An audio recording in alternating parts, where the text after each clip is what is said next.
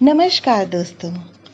तो आइए सुनते हैं मुंशी प्रेमचंद जी की बहुप्रसिद्ध कहानियों में से एक और नायाब कहानी, नादान दोस्त।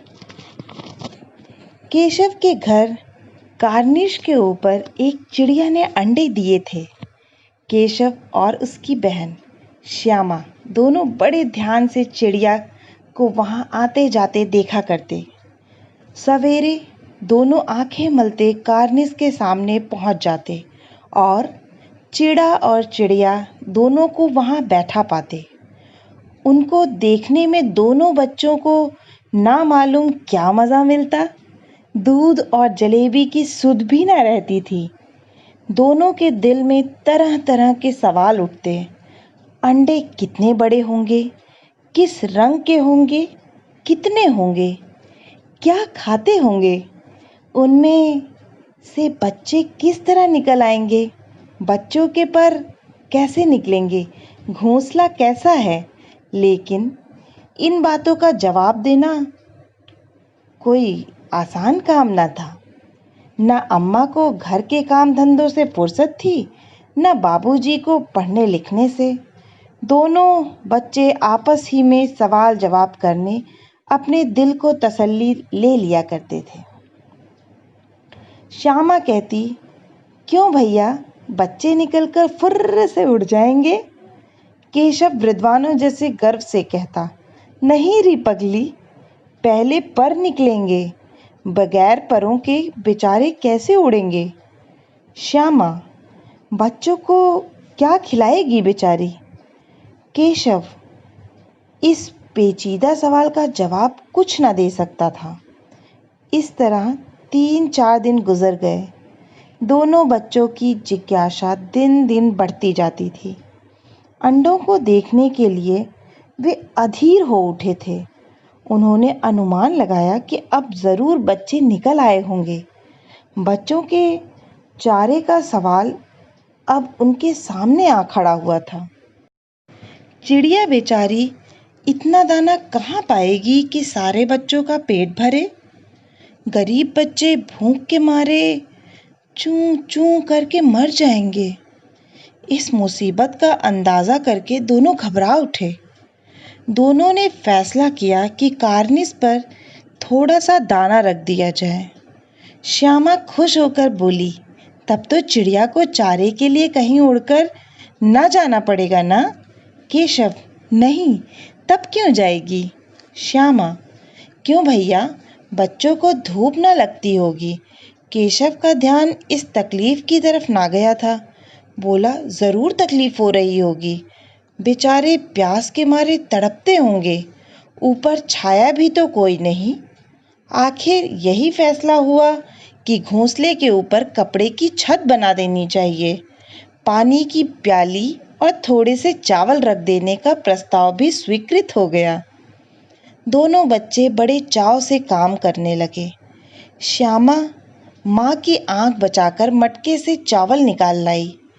केशव ने पत्थर की प्याली का तेल चुपके से जमीन पर गिरा दिया और उसे खूब साफ करके उसमें पानी भरा। अब चांदनी के लिए कपड़ा कहाँ से आए। फिर ऊपर बगैर झड़ियों के कपड़ा ठहरेगा कैसे, और झड़ियाँ खड़ी होंगी कैसे। केशव बड़ी देर तक इसी उधेड़बुन में रहा। आखिरकार उसने यह मुश्किल भी हल कर दी। श्यामा से बोला, जाकर कूड़ा फेंकने वाली टोकरी उठा लाओ। अम्मा जी को मत दिखाना। श्यामा, वह तो बीच से फटी हुई है, उसमें से धूप न जाएगी। केशव ने झुंझला कर कहा, तू टोकरी तो ला, मैं उसका सुराग बंद करने की कोई हिकमत निकाल लूंगा। श्यामा दौड़कर टोकरी उठा लाई। केशव ने उसके सुराग में थोड़ा सा कागज ठूंस दिया और तब टोकरी को एक टहनी से टिकाकर बोला, देख, ऐसे ही घोंसले पर उसकी आड़ कर दूंगा, तब कैसे धूप जाएगी। श्यामा ने दिल में सोचा, भैया कितने चालाक हैं। गर्मी के दिन थे। बाबूजी दफ्तर गए हुए थे। अम्मा दोनों बच्चों को कमरे में सुलाकर खुद सो गई थीं। लेकिन बच्चों की आंख में आज नींद कहाँ। अम्मा जी को बहलाने के लिए दोनों दम रोके आंख बंद किए मौके का इंतजार कर रहे थे। ज्यों ही मालूम हुआ कि अम्मा जी अच्छी तरह से सो गईं, दोनों चुपके से उठे और बहुत धीरे से दरवाजे की सिटकिनी खोलकर बाहर निकल आए। अंडों की हिफाजत की तैयारी होने लगी। केशव कमरे से एक स्टूल उठा लाया, लेकिन जब उससे काम ना चला तो नहाने की चौकी लाकर स्टूल के नीचे रखी और डरते डरते स्टूल पर चढ़ा। श्यामा दोनों हाथों से स्टूल पकड़े हुए थी। स्टूल चारों टांगें बराबर ना होने के कारण जिस तरफ ज़्यादा दबाव पाता था, जरा सा हिल जाता था। उस वक्त केशव को कितनी तकलीफ उठानी पड़ती थी, यह उसी का दिल जानता था। दोनों हाथों से कार्निश पकड़ लेता और श्यामा को दबी आवाज से डांटता, अच्छी तरह पकड़, वरना उतरकर बहुत मारूंगा। मगर बेचारी श्यामा का दिल तो ऊपर कार्निश पे था। बार बार उसका ध्यान उधर चला जाता और हाथ ढीले पड़ जाते। केशव ने ज्यों ही कार्निश पर हाथ रखा, दोनों चिड़िया उड़ गईं। केशव ने देखा कार्निश पर थोड़े तिनके बिछे हुए हैं और उन पर 3 अंडे पड़े हैं। जैसे घोंसले उसने पेड़ों पर देखे थे, वैसा कोई घोंसला नहीं है। श्यामा ने नीचे से पूछा, कै बच्चे हैं भैया? केशव, 3 अंडे हैं, अभी बच्चे नहीं निकले। श्यामा, जरा हमें भी दिखा दो भैया, कितने बड़े हैं? केशव, दिखा दूंगा, पहले जरा चिथड़े ले आ, नीचे बिछा दूं, बेचारे अंडे तिनकों पर पड़े हैं। श्यामा दौड़कर अपनी पुरानी धोती फाड़कर एक टुकड़ा लाई। केशव ने झुककर कपड़ा ले लिया। उसकी कई तरह करके उसने एक गद्दी बनाई और उसे तिनकों पर बिछाकर तीनों अंडे धीरे से उस पर रख दिए। श्यामा ने फिर कहा, हमको भी दिखा दो भैया। केशव, दिखा दूंगा, पहले जरा वह टोकरी तो दे दो, ऊपर छाया कर दूं। श्यामा ने टोकरी नीचे से थमा दी और बोली, अब तुम उतर आओ, मैं भी तो देखूं। केशव ने टोकरी को एक टहनी से टिकाकर कहा, जा दाना और पानी की प्याली ले आ, मैं उतर आऊं तो तुझे दिखा दूंगा। श्यामा प्याली और चावल भी लाई। केशव ने टोकरी के नीचे दोनों चीजें रख दी और आहिस्ता से उतर गया। श्यामा ने गिड़गिड़ा कर कहा, अब हमको भी चढ़ा दो भैया। केशव, तू गिर पड़ेगी। श्यामा, ना गिरूंगी भैया, तुम नीचे से पकड़े रहना।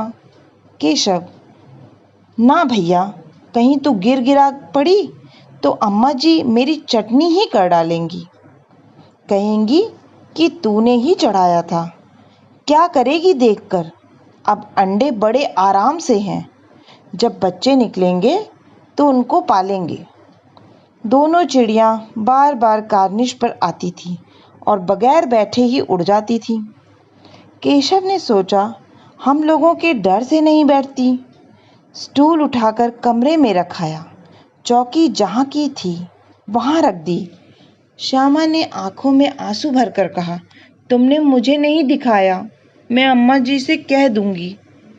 केशव, अम्मा जी से कहेगी तो बहुत मारूंगा, कह देता हूँ। श्यामा, तो तुमने मुझे दिखाया क्यों नहीं? केशव, और गिर पड़ती तो 4 सर ना हो जाते? श्यामा, हो जाते, देख लेना, मैं कह दूंगी। इतने में कोठरी का दरवाज़ा खुला और माँ ने धूप से आंखों को बचाते हुए कहा, तुम दोनों बाहर कब निकल आए? मैंने कहा ना था कि दोपहर को ना निकलना। किसने किवाड़ खोला? किवाड़ केशव ने खोला था, लेकिन श्यामा ने माँ से यह बात नहीं कही। उसे डर लगा कि भैया पिट जाएंगे। केशव, दिल में कांप रहा था कि कहीं श्यामा कह ना दे, अंडे ना दिखाए थे। इससे अब उसको श्यामा पर विश्वास ना था। श्यामा सिर्फ मोहब्बत के मारे चुप थी या इस कसूर में हिस्सेदार होने की वजह से, इसका फैसला नहीं किया जा सकता। शायद दोनों ही बातें थीं। माँ ने दोनों को डांट डपट कर फिर कमरे में बंद कर दिया और आप धीरे धीरे उन्हें पंखा झलने लगी। अभी सिर्फ 2 बजे थे। बाहर तेज लू चल रही थी। अब दोनों बच्चों को नींद आ गई थी। 4 बजे यकायक श्यामा की नींद खुली। किवाड़ खुले हुए थे। वह दौड़ी हुई कार्निस के पास आई और ऊपर की तरफ ताकने लगी। टोकरी का पता न था। संयोग से उसकी नज़र नीचे गई और वह उल्टे पांव दौड़ती हुई कमरे में जाकर जोर से बोली, भैया, अंडे तो नीचे पड़े हैं, बच्चे उड़ गए। केशव घबरा कर उठा और दौड़ा हुआ बाहर आया तो क्या देखता है कि तीनों अंडे नीचे टूटे पड़े हैं और उनसे कोई चूने की ची सी बाहर निकल आई है। पानी की प्याली भी एक तरफ टूटी पड़ी है। उसके चेहरे का रंग उड़ गया। सहमी हुई आंखों से जमीन की तरफ देखने लगा। श्यामा ने पूछा, बच्चे कहाँ उड़ गए भैया? केशव ने करुण स्वर में कहा, अंडे तो फूट गए। श्यामा, और बच्चे कहाँ गए? केशव, तेरे सर में। देखती नहीं है, अंडों में से उजला उजला पानी निकल आया है। वही तो 2-4 दिनों में बच्चे बन जाते। माँ ने सूटी हाथ में लिए हुए पूछा, तुम दोनों वहाँ धूप में क्या कर रहे हो? श्यामा ने कहा, अम्मा जी, चिड़ियों के अंडे टूटे पड़े हैं। माँ ने आकर टूटे हुए अंडों को देखा और गुस्से से बोली, तुम लोगों ने अंडे को छुआ होगा। अब तो श्यामा को भैया पर जरा भी तरस ना आया। उसी ने शायद अंडों को इस तरह रख दिया कि वह नीचे गिर पड़े। इसकी उसे सजा मिलनी चाहिए। बोली, इन्होंने अंडों को छेड़ा था अम्मा जी। माँ ने केशव से पूछा, क्यों रे? केशव भीगी बिल्ली बना खड़ा रहा। माँ, तू वहां पहुंचा कैसे? श्यामा, चौकी पर स्टूल रखकर चढ़े अम्मा जी। केशव, तू स्टूल थामे नहीं खड़ी थी? श्यामा, तुम्ही ने तो कहा था। माँ, तू इतना बड़ा हुआ, तुझे अभी इतना भी नहीं मालूम कि छूने से चिड़ियों के अंडे गंदे हो जाते हैं। चिड़िया फिर उन्हें नहीं सेती। श्यामा ने डरते डरते पूछा, तो क्या चिड़ियों ने अंडे गिरा दिए अम्मा जी? माँ, और क्या करती? केशव के सिर इसका पाप पड़ेगा। हाय हाय, 3 जाने ले ली दुष्ट ने। केशव रोनी सूरत बनाकर बोला, मैंने तो सिर्फ अंडों को गद्दी पर रख दिया था अम्मा जी। माँ को हंसी आ गई, मगर केशव को कई दिनों तक अपनी गलती पर अफसोस होता रहा।